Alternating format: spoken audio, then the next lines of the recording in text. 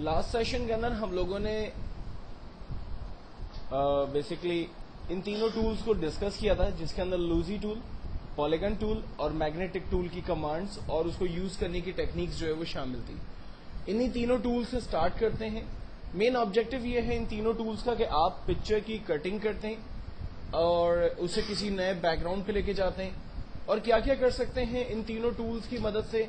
ये जस्ट मैं थोड़ा सा रिवाइज कर रहा हूं और इनको इस्तेमाल करते हुए कुछ नए आइडियाज आपके सामने थ्रो कर रहा हूं। ठीक है, सबसे पहली चीज सिलेक्शन के हवाले से, अगर मुझे पिक्चर ओपन करनी है तो मैंने आपको पहले ही बताया था कि आप फाइल में जाएं, ओपन की कमांड का इस्तेमाल करें और पिक्चर जहां भी आपके पास मौजूद है वहां से आप अपने लिए पिक्चर चूज करें, फाइनली ओपन करें, वो पिक्चर आपके पास आ जाएगी। एक तरीका ये है। दूसरा तरीका ये है कि बैकग्राउंड पे डबल क्लिक करें और पिक्चर में जाएं, जो भी पिक्चर आपको चाहिए उसे सिलेक्ट करें, ओपन करें, वो पिक्चर आपके पास आ गई। तो ये दो डिफरेंट मेथड्स हैं पिक्चर को सिलेक्ट करने के हवाले से। फिल वक्त मैं यहां से इस पिक्चर को सिलेक्ट करता हूं। अब करना यह है कि इस पिक्चर को मुझे कट करना है और पहले फेस के अंदर मैं इस पिक्चर का बैकग्राउंड चेंज करना चाहता हूं। तो बैकग्राउंड चेंज करने के लिए मैं एक नया पेज पहले सिलेक्ट करता हूं। लाइक मैं विड्थ के अंदर 11 इंच और हाइट के अंदर 8.5 inch, resolution 72, RGB mode, background white select करके ओके करता हूं। एक ब्लैंक पेज मेरे पास आ गया। अब इसमें अपनी मर्जी के बैकग्राउंड कलर फिल करने के लिए जो तरीके इस्तेमाल हो सकते हैं उसमें हम ग्रेडेड कलर की तरफ चलते हैं। ग्रेडेड टूल के अंदर एक दिया हुआ है paint bucket. Paint bucket means कि जो कलर आप यहां से चूज करते हैं उनमें से कलर अगर आपको अपने ऑब्जेक्ट यानी पेज पे फिल करना है तो आप जस्ट क्लिक करें, वो कलर आपके पेज पे फिल हो जाएगा। आपको याद होगा लास्ट सेशन में मैंने बताया था कि आपको हर काम एक न्यू लेयर पे करना है और बैकग्राउंड लेयर पे कोशिश करके कोई काम नहीं करना। तो मैं अंडू करता हूं, बैकग्राउंड के लिए एक नई लेयर बनाता हूं और अल्टर बैक स्पेस जिसका शॉर्टकट है वो यूज करके कलर फिल कर सकता हूं।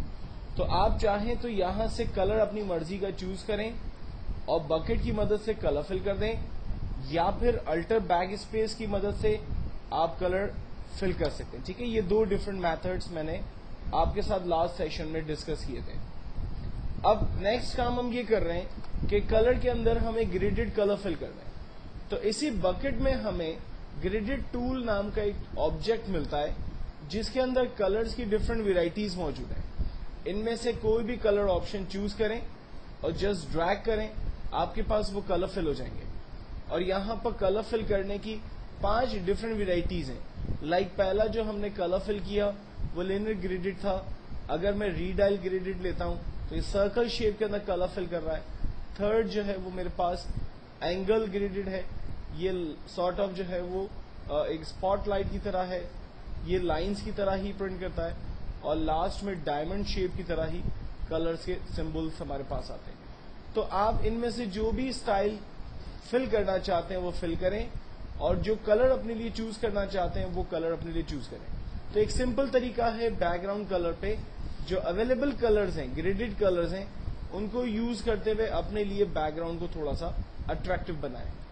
देन उसके बाद मैं इस पेज को मिनिमाइज करता हूं और अपने ब्राइट के पेज पे दोबारा आता हूं। मैं इस पिक्चर को यहां से लेकर अपने उस बैकग्राउंड पे ले जाना चाहता हूं। तो हम सबसे पहले पिक्चर को डुप्लीकेट करते हैं, ओके, और देन उसके बाद यहां से मैग्नेटिक टूल या लूजी टूल दोनों में से कोई भी ऑब्जेक्ट चूज करते हैं। मैंने फिलवक्त लूजी टूल लिया है। लास्ट लूजी टूल की सिलेक्शन करते वक्त हम लोगों ने फेदर नाम की कोई चीज को डिस्कस नहीं किया था। आज मैं फेदर को भी आपके साथ ऐड कर रहा हूं। फेदर पे माउस रखने से उसकी प्रॉपर्टी देखें क्या आ रही है, softness edges of the selection, यानी आपकी जो सिलेक्शन होगी उसमें सॉफ्टनेस आ जाएगी। मैं चाहूंगा कि उसकी सॉफ्टनेस जो है वो 2 के करीब रखी जाए। जितने प्रोफेशनल यूजर जो कि आमतौर पे ब्राइड्स की इमेजेस या ग्रूम की इमेजेस के ऊपर काम करते हैं वो हमेशा इनके जो सिलेक्शन के वक्त फेदर रखते हैं वो 2 को इस्तेमाल करते हैं। देन हम इसके बाद प्रॉपर्टी सिलेक्ट करते हैं। प्रॉपर्टी जूम की मदद लेकर मैं ऑब्जेक्ट की साइज को बड़ा कर देता हूं और यहां से दोबारा पॉलीगन टूल की मदद लेकर रेंज सिलेक्शन का टूल लेता हूं। अब पिक्चर जो है वो मुझे बिल्कुल बॉटम हिस्से से सिलेक्ट करनी है। तो हम स्पेस बार दबाते हैं। स्पेस बार दबाने से हमारे पास हैंड का टूल आ जाता है। हैंड का टूल आने से फायदा यह है कि आप माउस से क्लिक करते हुए जब मूव करेंगे तो आपकी पिक्चर को आप इजीली मूव कर सकते हैं, और जब आप हैंड टूल छोड़ेंगे तो लास्ट आपके पास जो टूल था वो खुद ब खुद वापस आ जाएगा। तो हमने अपने इस पॉलीगन टूल की मदद लेते हुए रेंज बनाना शुरू की, और मेरे पास इस वक्त फेदर 2 के करीब ऑन है। बहुत ही माइनर लेवल पे सिलेक्शन करते हुए हम आगे बढ़ेंगे, क्योंकि ये ड्रेस जो है वो कुछ इस तरह का है कि जिसमें बहुत ज्यादा एम्ब्रॉयडरी यूज हुई है, तो इसकी सिलेक्शन हमें बहुत ही केयरफुली करनी होगी, वरना ऑब्जेक्ट की रेंज जो है वो खराब आ जाएगी।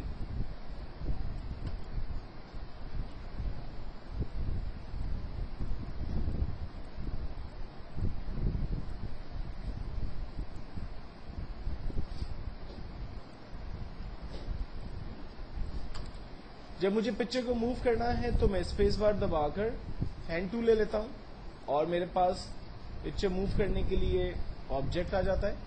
और जब मुझे दोबारा अपने लिए सिलेक्शन का टूल चाहिए तो इसी स्पेस बार को मैं छोड़ देता हूं, तो मेरे पास नॉर्मल टूल दोबारा आ जाता है, जिससे मैं सर अगर वहाँ पर कुछ रह गया और आपने उसके नीचे से कर दिया तो अगर चेंज